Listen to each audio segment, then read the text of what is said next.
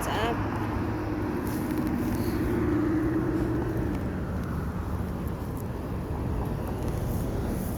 Ayan, nandito tayo ngayon sa sa parking. Oh, no, bus stop. Naghihintay tayo ng bus. Punta tayo ngayon sa Philippine Supermarket. Kaya naman ako ginabi guys kasi napakainit. Ang lakas ng humidity sa labas. Ngayon sobra ngayon. Ang init, nagpawisan na ako. Nagpagabi ako para ako hindi gano'n mainit pero pareho pa rin. Ayoko sanang lumabas kaso nga lang wala na akong supply, wala na akong gamit. Wala nang wala na akong machicha. Ayan, naghintay tayo ng bus. So,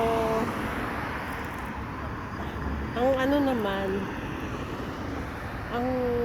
late ng bus. Siguro wala nang ngayon.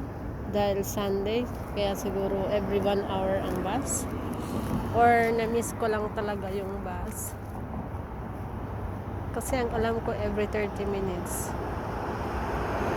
Pero ngayon wala.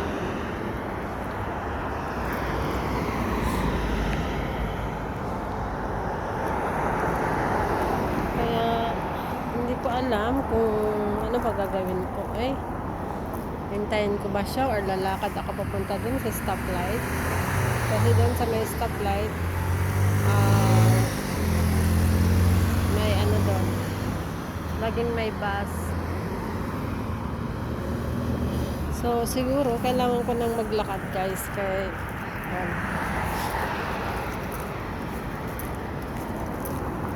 pumunta lang tayo doon sa may stoplight. Kasi, maghintay ako dito. 11 o'clock. Maybe 11 o'clock.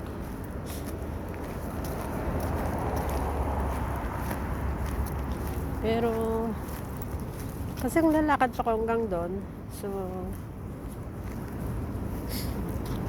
magsasayang din ako ng oras.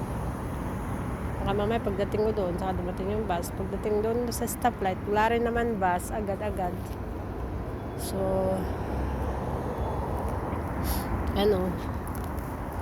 wag na lang. Maghintay na lang ako dito. Itang mahirap talaga guys pagka ganyan na nagko-commute ka.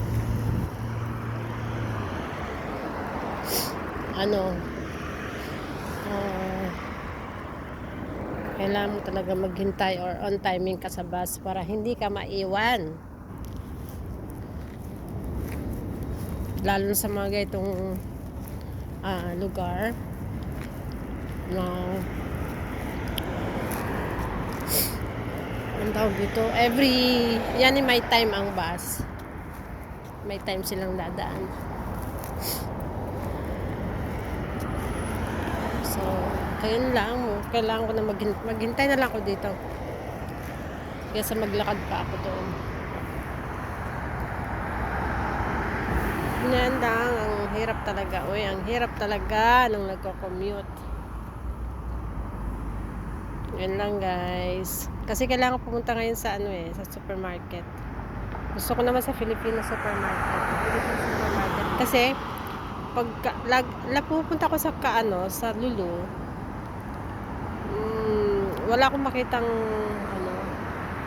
Filipino sa marami naman pero mostly yung wala sila. So, it's better sa Philippine supermarket, nandun lahat.